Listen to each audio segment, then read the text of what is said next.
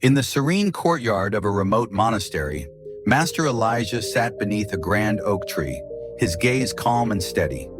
His disciple, Ryan, sat beside him, eager to absorb every word of his teacher. The air was still, and the sun was casting a golden hue over the garden. Suddenly, two travelers arrived, both seeking the wisdom of the revered master. The first, Jake, approached with a weary expression, his face lined with frustration. He bowed deeply before Master Elijah and spoke, his voice tinged with bitterness. "Master Elijah, I've grown tired of my old town.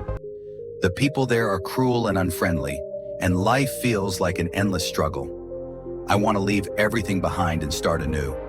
Please tell me, what is this new town like?" The master looked up at Jake, his eyes filled with understanding. Rather than offering a quick response, he asked, "What was your old town like?" Jake's face twisted as he recalled his past. "It was awful," he said, his voice heavy. "The people were rude, never kind. I felt alone, trapped in a place where no one cared. It was as if the entire town conspired against me." Master Elijah nodded slowly, taking in Jake's words. After a thoughtful pause, he replied, "This town is much the same. I don't think you will find peace here."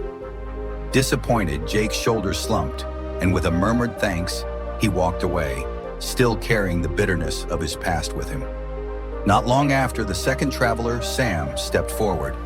Unlike Jake, Sam approached with a warm, open smile, his eyes filled with curiosity and hope. He bowed respectfully and spoke with kindness. "Master Elijah, I've been considering moving to this town. I've heard much about it.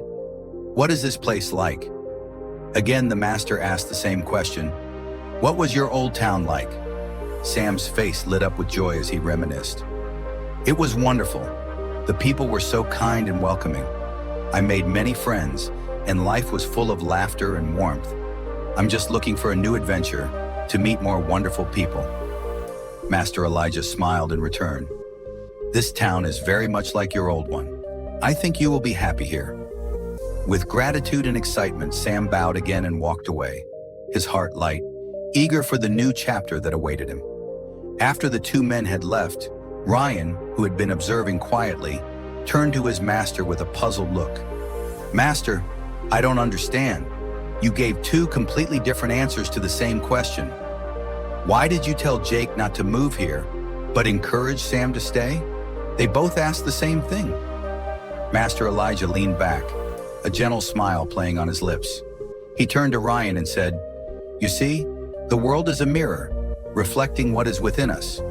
Jake, burdened by bitterness, saw his old town through the lens of his own negativity. No matter where he goes, he will find the same experience, because he carries that bitterness in his heart. Sam, on the other hand, has a heart full of warmth and gratitude.